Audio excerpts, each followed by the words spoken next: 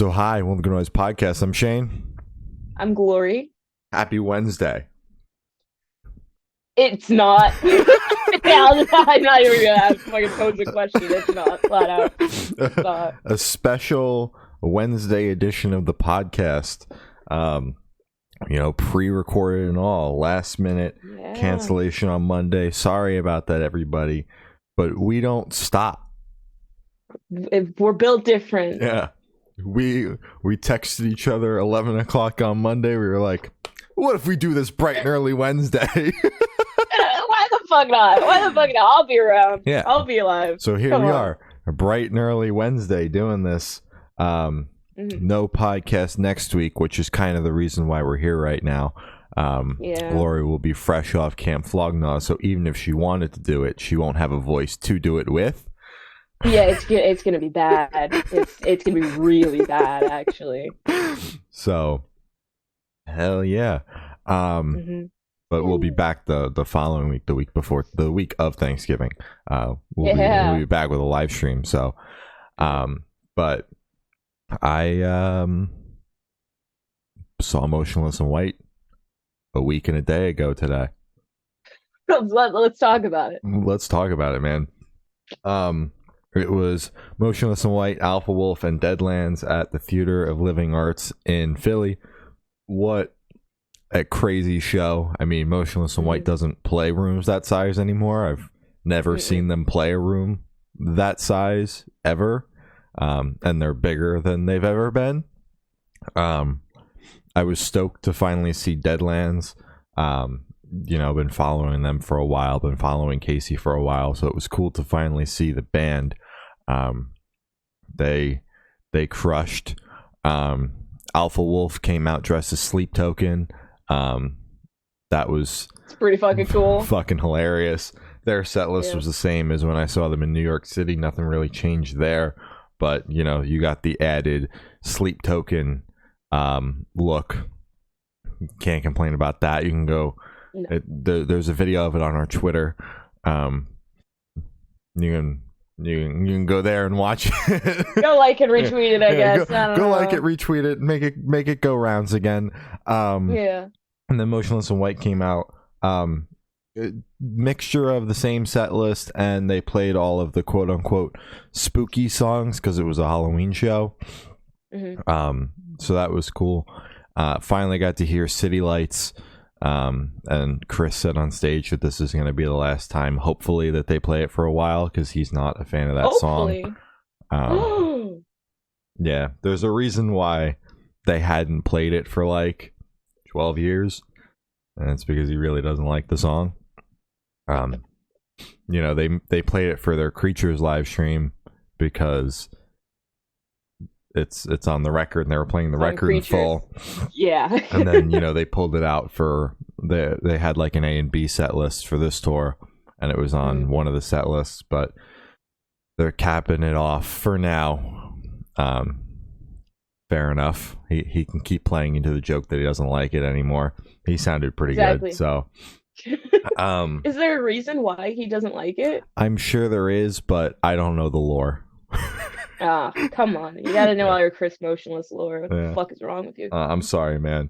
But yeah, it was a great show. Was stoked to be there. The experience after the fact, getting stuck in the underground parking garage outside of the TLA for 25 minutes, dampened the mood a little bit, but I'm not gonna let it ruin the night. Shout out all the people that helped us get out. Yeah. Shout out. I'd probably still be stuck under there. Yeah. Because there was no help in sight. No. But coming up next week, I got back-to-back Hot Mulligan and Slaughter Beach Dog Friday and Saturday, both at the Fillmore in Philly, so I might as well get a cot in the venue because I'm gonna be living there for a couple days. Why the hell not? And hell yeah, but you've got your big festival. I have Camp Flognaw, which has Tyler the Creator, Kendrick Lamar, Baby Keem, Willow, Rex Orange County, SZA, Ice Spice. I will not be seeing Ice Spice, thank Why God. not? I fucking hate her personally. But then it's also because they fucked her up basically. They put her on at the same time Tyler's going on, Oof. so no one's gonna be at her stage. Kind of. I don't know if that was on purpose. And they were like, yeah, fuck Ice Spice, but we're still gonna have her at the festival. But I don't understand who would choose Ice Spice over Tyler at his own fucking festival. Yeah. Other festivals, maybe, but it's like if you're going to this festival, you like Tyler You the Creator. probably like Tyler the Creator. Yeah, great fucking lineup. That's like day one lineup as well. Day two is more of, I don't know. I'm yelling because I can't hear myself. Usually I can hear myself in my own mic, and I hear myself yelling. Um, Day two is more of like smaller artists, and I don't know who made the fucking day sets or the fucking lineups, Mhm. Because none of it makes sense. Again, like Ice Spice and Tyler going on at the same time, and then you have like fucking SZA going on at the same time as like fucking it was another big person, and it's like it's I don't get it. I genuinely don't get it. And then having all the smaller artists on one day, it's like it's gonna be like no one's gonna fucking show up on Sunday, Mhm. respectfully. So I mean, I'll be there. I made my, You're like, I paid to be here. I might as well attend.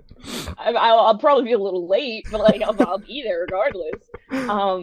But yeah, so Saturday I'm gonna be fucking sleeping at the big stage because literally everyone that's performing that day, it's only like 4 people that are performing on that stage day one, I want to see. So everyone else is kind of like, it'd be nice, but I think, oh yeah, fucking Pink Panthers is playing day two. I'm very excited to see her. You know her? I've heard the name. Yeah, she's the one. When you wipe your tears, you wipe them just for me, me, me. Do you know that song? No. Maybe. It's okay.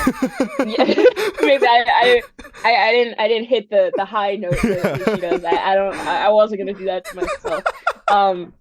But yeah, great fucking lineup. And then later this month, I have also back to back. I have fucking Not My Weekend. So that should be awesome in Richmond. And then I have Ice Nine Kills. In this moment, an Avatar. Is that the only? Are those the only And people New in the Year's lineup? Day. New Year's Day. Fuck. God damn it. That's a 4-band lineup. Guys, Yeah, but let's it bring back 2-band smashes. lineups. I know, but it's just like I have a show the day before. You know what? You know what's a 2-band bill, and we can talk about because this is going to be out by then. What? Plain White Tees and Pollyanna. Oh, And it'll be in Virginia Beach. shit. Okay, yeah. I think I put it on my calendar. I Yeah. think you said like fucking The 4th or the 5th, something like that, of of February. like March? Oh, February. Okay, yeah, I'll fucking be there. Virginia Beach, and that's fucking easy to get to because that's like 30 minutes away versus Richmond, where it's legit like 2 hours away. That's like a $90 Uber, and I mean I drop it, but it's like don't remind me of my bank account. But yeah, great lineup this month. And then I think Ice Nine Kills is my last show of the year, and I'm gonna keep it that way because I am exhausted and I have no money. But I can't wait to see what happens next year. Hell yeah! My last show is 2 days before Christmas. Oh shit, who is it again? It's the Late Waves album release show.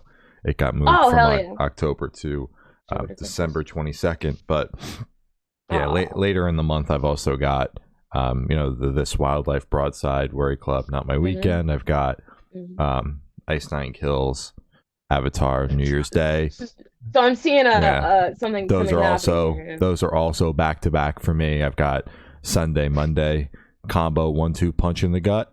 So we're both gonna be fucking like it was a good show. I just was fucking tired the entire time. Yeah, and the Saturday before that is the From Ashes to New, Word Alive, Catch Your Breath tour that I'm probably going to be attending as well. So got a lot of shows coming up. Just Good luck. just waiting until the last minute to buy tickets, but it's all on the calendar. But I got Didn't tickets you, to see Jonas Brothers, so Oh my god, when's Jonas Brothers? December 6th. Dude, I don't I'm happy for you. Dude, Christmas Jonas Brothers show. Maybe they'll play the Christmas song. Oh my, they have fucking Christmas songs? Yeah, remember in 2019 when I saw the Jonas Brothers in Atlantic City, and I was talking on the podcast about how I hope they play the Christmas song they just put out, but it was like right after Thanksgiving, and they pulled that song out, and I was like, I'm a fucking what? I don't know where I'm trying to go with this, but it. Yeah, I'm a psychic. Yeah. And I'm predicting it again. Okay, I'm manifesting for you. I'm sure it'll fucking happen. I mean, it makes sense. I hope they do it for you, man. They're gonna see you in the crowd, and they're gonna go, this one goes out to Shane. We heard him. Woo! Yeah. Yep. But we do have some albums to talk about, and only a couple singles. It was quite the light week, but a heavy album release week with a lot of heavy hitters. Dying Wish put out their new album, Symptoms of Survival. We spoke to Emma from Dying Wish. It is out right now, bro. We finally fucking did it. It's fucking years in the making. This was supposed to fucking happen a while back, and then it just didn't, and then we're fucking celebrating. And I feel like the day leading up to it, we were both just like, hey, by the way, we're talking to Dying Wish. I don't know if you forgot. Hey, Dying Wish today, by the way. I'm just so happy it finally fucking happened. Great album. Fucking loved it. I know I was a little hesitant with, I think it was like one or two of the singles that they put out. Happy to say, in the context of the record, everything sounded great. Yeah, sorry. Everything sounded great. Everything flowed well.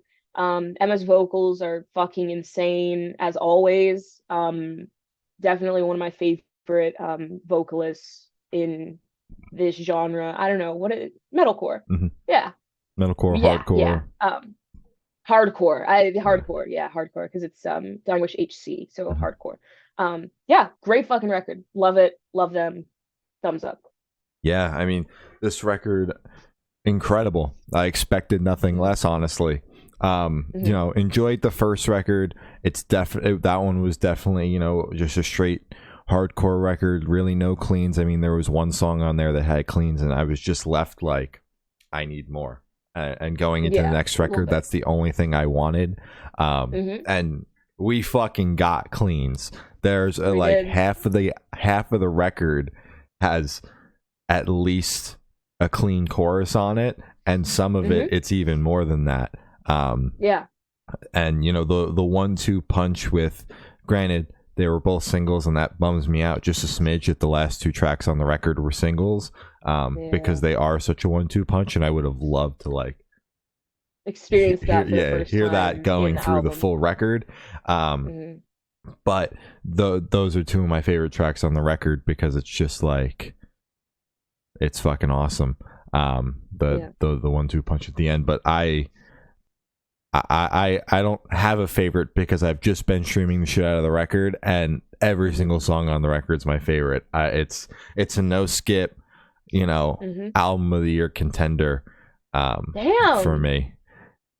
Well, top 10. I know what the number one's going to be, but definitely probably going to be on the top 10 list, and everything that I wanted from the record, because, like, you know, heard the first one, I'm like, I want more Emma cleans, but there was no talk of like that happening, so just it naturally progressing into that with LP2 was awesome to see, and stoked for more of that, because Emma's a great screamer and also a great vocalist, and to see the vocals shine as well is awesome.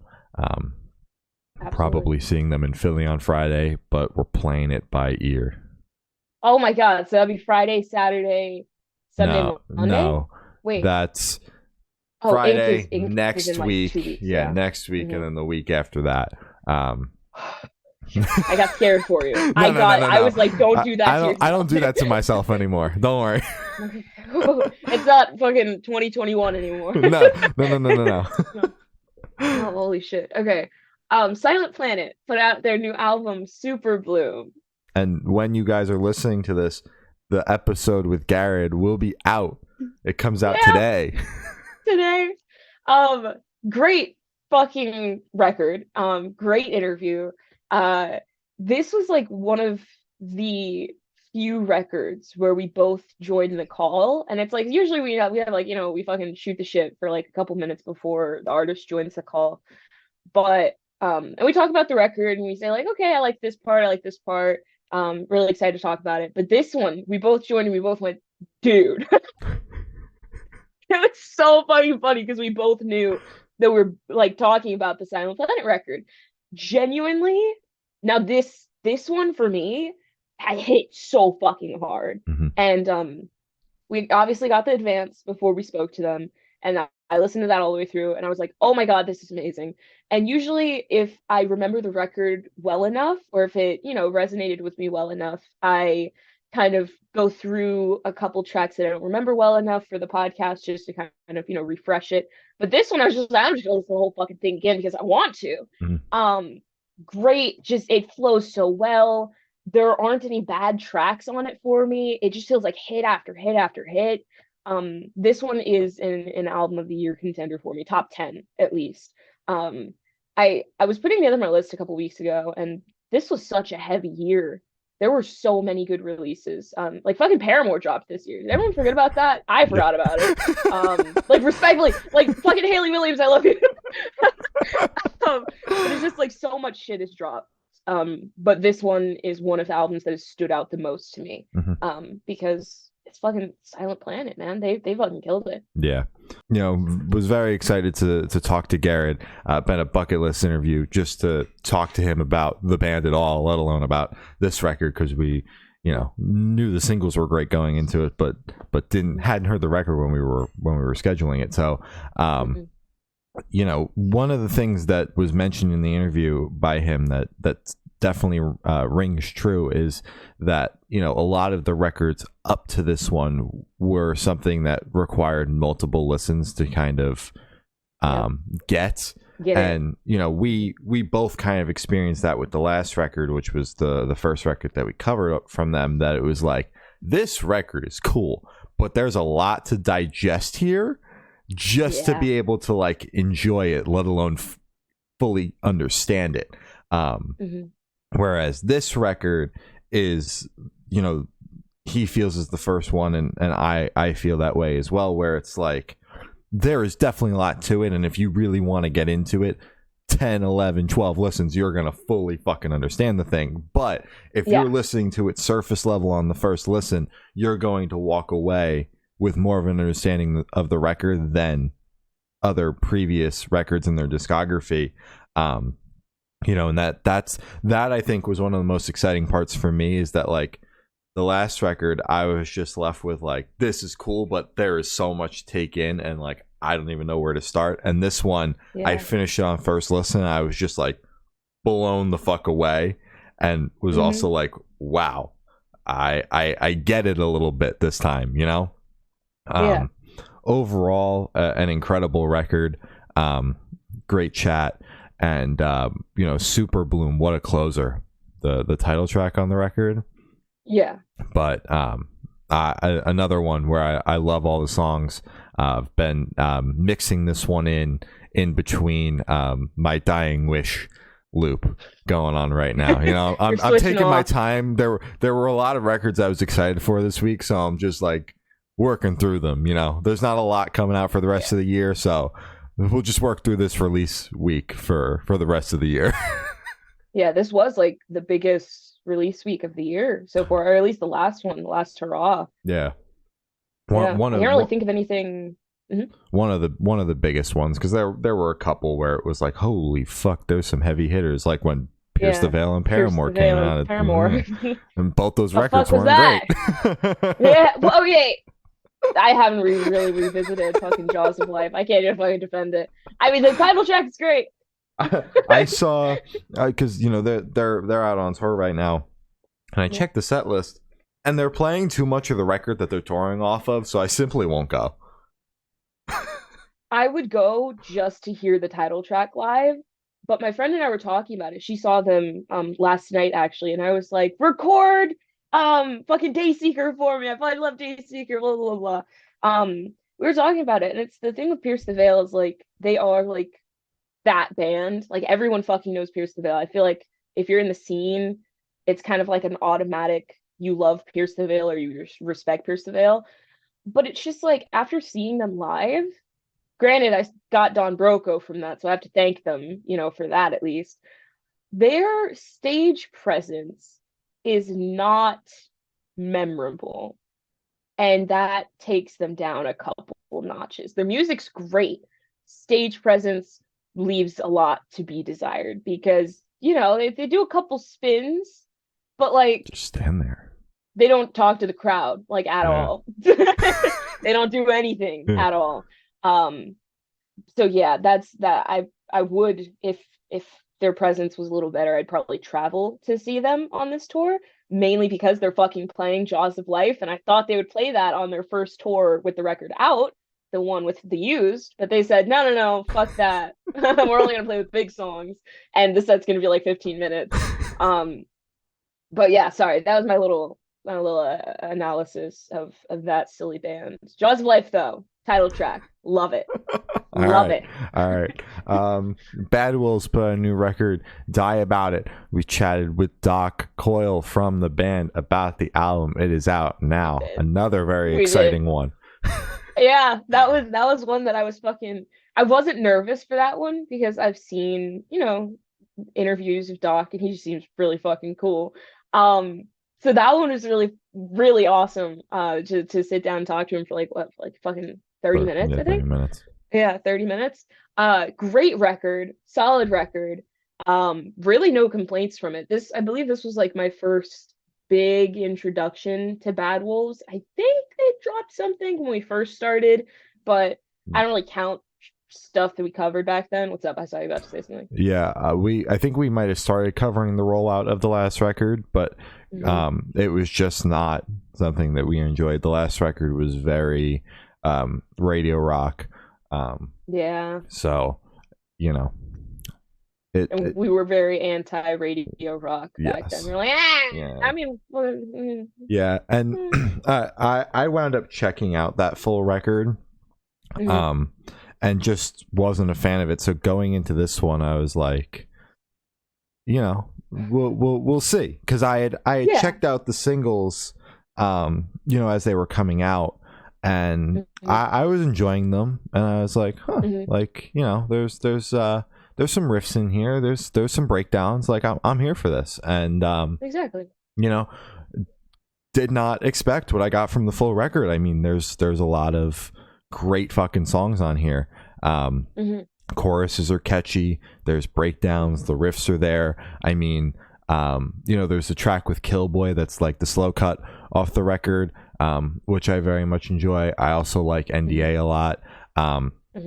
But even Legends Never Die, which is one of the singles, I mean, that song is just catchy as shit.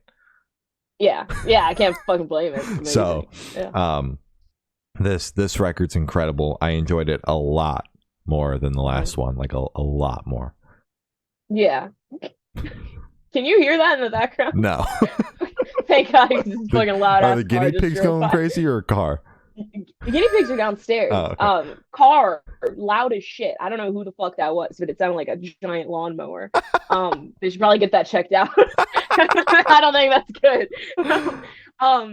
But yeah, great record. I wish I had internet. So I'm doing everything from my phone. If anyone couldn't tell, anyone just watching, I would usually go through track lists because you've been naming tracks saying like these were a good hit, and I'm like, yeah. I can't remember track names that well unless like I've listened to the album like 50 times. Then that's when I start to memorize that. But NDA, I do remember that song. I do remember looking at it while listening to it and I'm like, damn. And then, but something really good about this album is that it flowed really well for me. I remember just looking up and being like 2 tracks away from it being over and being like, oh shit, okay, that's it, I guess. It was just really easily digestible. And yeah, it wasn't as, again, I'm yelling, it wasn't as radio rock as the last one, which was nice. They added some edge to it. Because I'm still not the biggest fan of radio rock. I mean, like, it's good and it's nice to, listen to on the radio, but I don't listen to the radio. So there's that little hole there. Youth Fountain dropped an album, Together in Lonesome. And we spoke to Youth Fountain. It's not out yet, but it will be out soon. Soon. What a record, bro. Mm-hmm. Sad as fuck. Absolutely. I was listening to it and I was like, damn.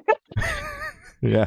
Okay. This record flows very fucking well. 1 second it starts, the next second it's like basically fucking over. Like I looked up and I'm like, god damn, I'm on the last song already. Yep. You know, it's solid, and you know, I say this often, but not always someone that's able to pick up on the emotion in a record, but this one hits deep. Yes. Yeah. This is one of the ones where you can be like, oh shit, you can't miss this still one. Hurting. Yeah, you can't miss this one.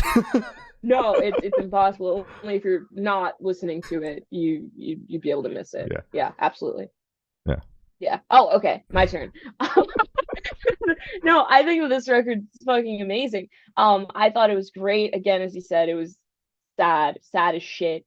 But even with these sad as shit records, somehow I'm still able to find a little groove to it, a little dance to it. And I really liked it. I agree. It flowed great. It was one of the records on this, playlist where you just kind of listen to it and then you look up and you're like, oh shit, it's over.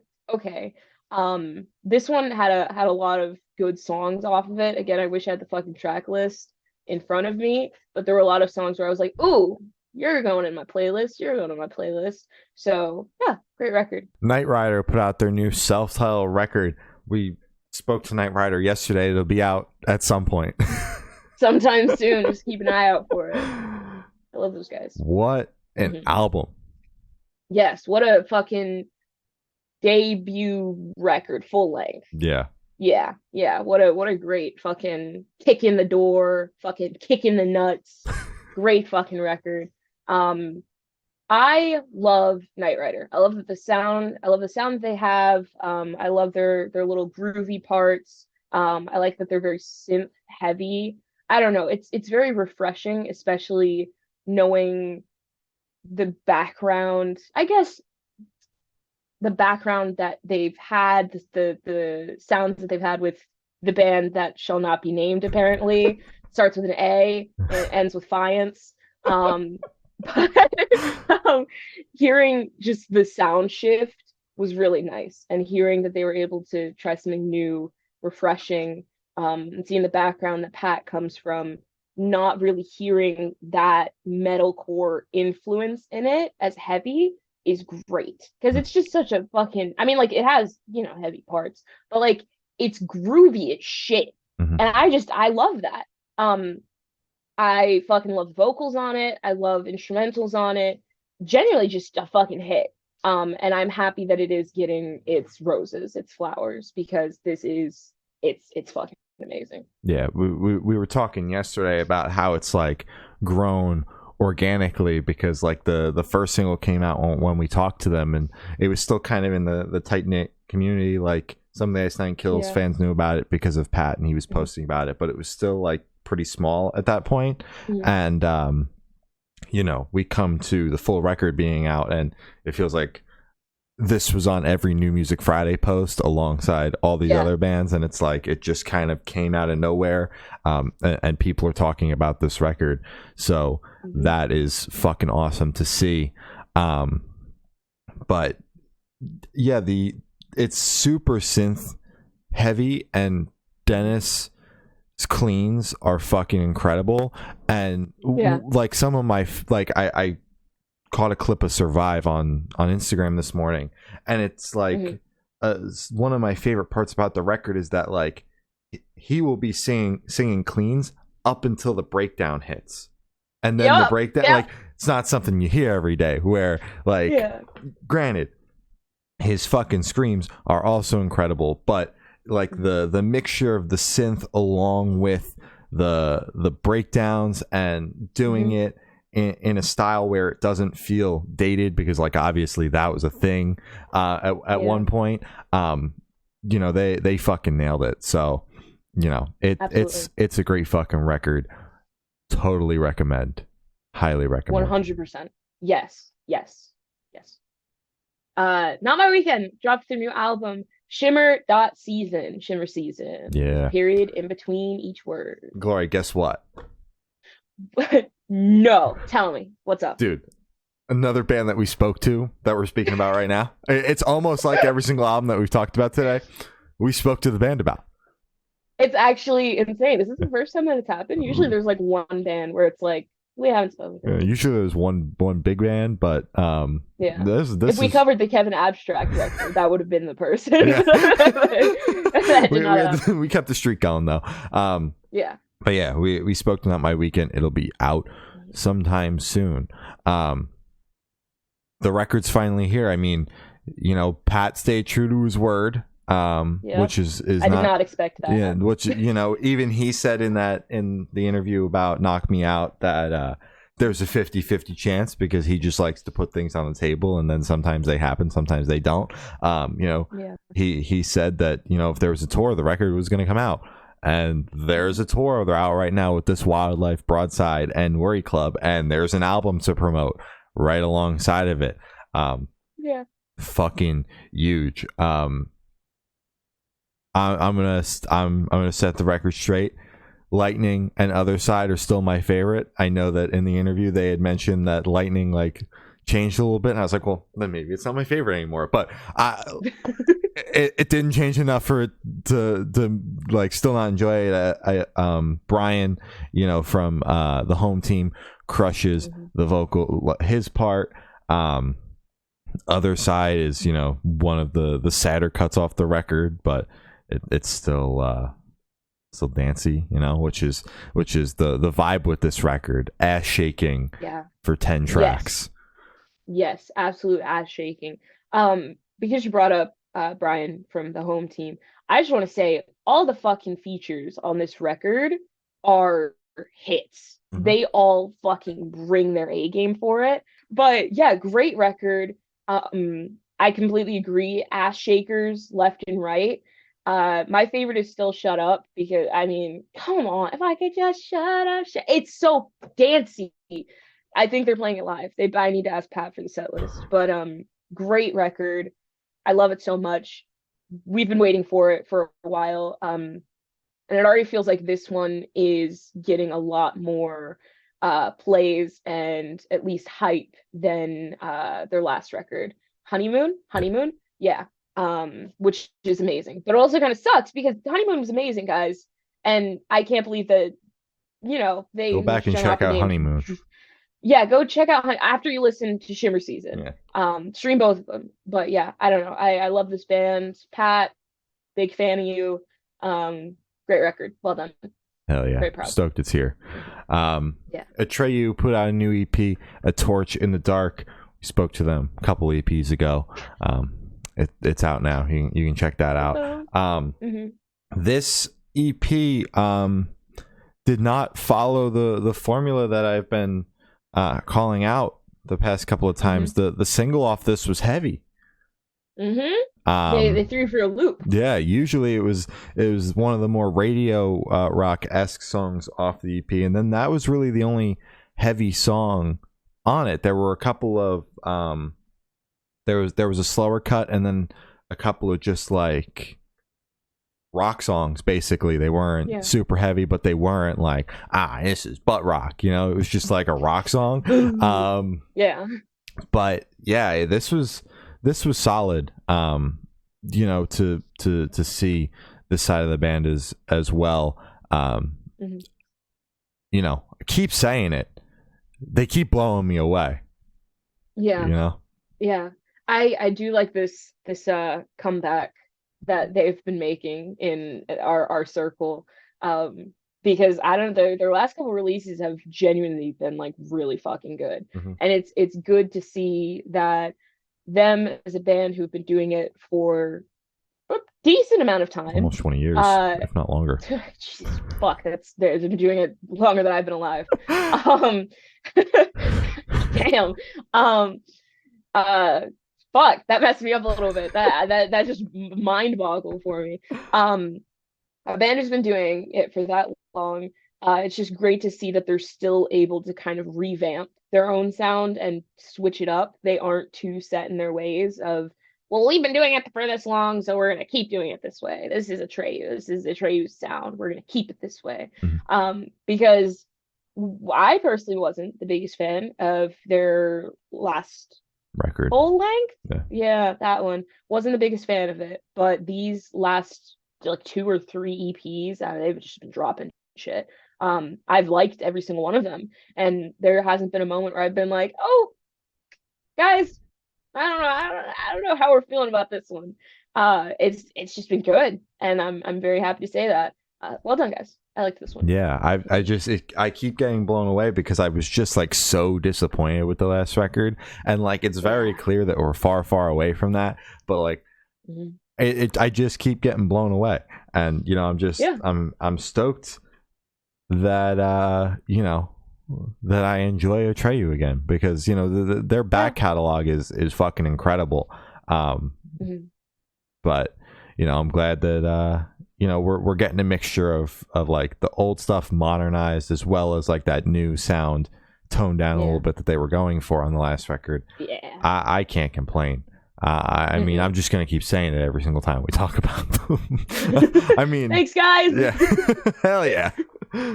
Wonderful. Spiritbox dropped their new EP, The Fear of Fear. Title could have used a little bit of workshopping, in my opinion. I don't know why it pisses me off a little bit. I loved the EP though. Loved the EP, but the title, something about I just anyways. Well, we didn't speak to Spiritbox, by the way. Womp womp. Don't remind me. I was just trying to move past it as quickly as I fucking could. We're available whenever you guys are available. Yeah, just saying. There's still time.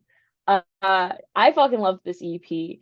I see a lot of people, I say a lot of people, 2 of my friends were like, Spiritbox is trying to be something that they're not, and they need to stop. They need to go back to what they did on Eternal Blue. And I'm like, you need to shut the fuck up, because this sounds great. I don't know. I think they said that they're trying to be heavy, more heavy sound-wise, when they should stick to being heavy lyric-wise. And I was like, that makes no sense, because Spiritbox has always been heavy both ways. What about this record this EP makes it any different? I don't know. I think it's great. I think it's a great follow-up to their record. I'm very excited to see their full-length shit whenever that comes out, if they're even thinking about that yet. Because I do feel like this is, you could always tell when it's like bands who've been touring off of something that came out, because that was like 2021 Eternal Blue. Yeah, it's like they throw an EP out there to kind of fill in the blank, and then in the next year or 2 they're going to drop a full length. So whenever that happens, very excited to see. I like this sound. I like these songs. Good job, guys. Hell yeah. Yeah, this EP's solid. It's definitely heavy. I mean, there are songs on here that are heavier than anything on Eternal Blue, but at the same time, I feel like these songs, at least some of them, have like more of like an atmospheric feel to them, like this, like absolutely, just like this aura to the song. On a song like Ultraviolet, like, by the way, what a great closer to the EP. But like that song is just like Courtney fucking singing. And don't worry, you got your cuts on the EP if you want her screaming her head off. Cellar Door, it's Jaded. there if you want it. Yeah, but there's also songs like Ultraviolet where it's just her singing, and that is where the atmosphere and the aura and the vibe really come through, are on the not even slower but the cleaner songs on the record. And I'm here for it, because they definitely had those moments on Eternal Blue, and that's a fantastic record, but it felt like at certain points it was like too much and just like almost slowed down the flow of the record. Whereas on this one, it flows well, feels well placed. There's a great balance between the two. But if you're just here for the heavy, there's plenty of that in their discography. There's plenty of that on this record. they're not stepping too far away from what they're known for, off of what they did on the debut and what they did on the 3-track EP. They refined it basically. Absolutely. Yeah. So can't complain about that. Another solid release from Spiritbox. The day this band misses will be a sad day.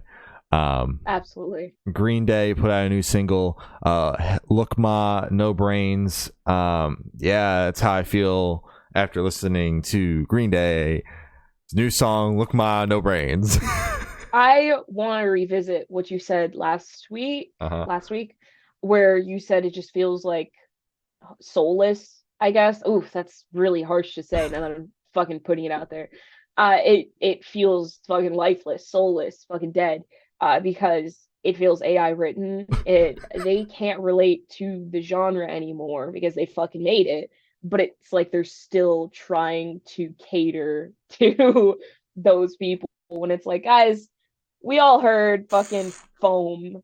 We know you're a fucking NFL or whatever the hell hockey band now. It's like it just doesn't sound real. It sounds like a fucking AI written. I don't get it. I don't like it, and I'm not excited for this record that they're doing. Yeah, we'll see. Yeah, I'm not too stoked about this record. I mean, I thought that this song was just a better song than the last one. Like the lead single was just not good, and sprinkle on top of the fact that like what they were singing about with the American Dream is killing me. Like, shut up. Shut the hell up. But this song was a little less about that, and it was just like, look, I know brains. Like, okay, yeah. And I felt like instrumentally it was a little bit better as well. But yeah, what I'm learning is I just don't really like Green Day. No, I'm starting to pick that up too. I like Basket Case. Yeah, I like the hits. I like American Idiot in full. Yes. That's a fantastic record. I like the older, really big records, but outside of that, it's just never been a band where I feel like I had a reason to get into. Yeah. I used to just say I liked Green Day when I was younger, just to be that person. Like, no, guys, I fucking love Green, but it's like I really don't. Now that you bring up American Idiot, yeah, that entire thing is just a fucking hit. Yeah. But I'm not a big fan of Dookie. I'm not a big fan of the one with the person on the front. That's like all of them. Kerplunk. Kerplunk. Yeah, Kerplunk. Just fucking American radio. Fuck, whatever the hell it is. Revolution Radio. See, can't even fucking remember it. But yeah, I think you're onto something. I think Good Noise is just like, we're just not. Yeah. We're not big Green Day people. Yeah. That's why when I saw the fucking tour, I was like, not coming to Virginia, okay. That makes don't care for me. Yeah. It's coming to Philly and New York, and I'm like, still don't care. Like, still don't care. I mean, you saw him at fucking Super Mega. Yeah, Hella Mega. And Mega. And I don't know if I would ever pay money to see the Smashing Pumpkins live, so that's another tough thing. Yeah. Yeah, they should probably pay you to see them live. To be there, yeah. Shit, yeah. Broadside dropped their new single Blue. And then they dropped their full length this Friday. Yeah. Shit. Yeah. Oh my god. It's coming out so quickly. And the interview comes out on Thursday. This Thursday. Shit. Oh, tomorrow. Yeah. Awesome. This is a fucking beautiful song. I love it. I love it a lot. It is definitely single worthy. Usually I'd be like, I don't understand why they would pick this as a single, but while listening to it, because I listened to it a couple times, because I saw them, they made a tweet about it, and I was like, okay, I get it. This is single worthy. Fucking loved it. I think it's beautiful. I love Ollie's vocals forever and always. I don't know. I thought it was really good. I'm very excited to see it live as well. Yeah. I love Broadside. Stoked for the record to come out. It's a solid song. They do the slow song really well. They absolutely, so well that they could drop it as a single. Yeah. You know, if any other band did this, I'd be like, guys, what are you doing? When Broadside does, I'm like, yeah, I love this one. Yeah. I love this band.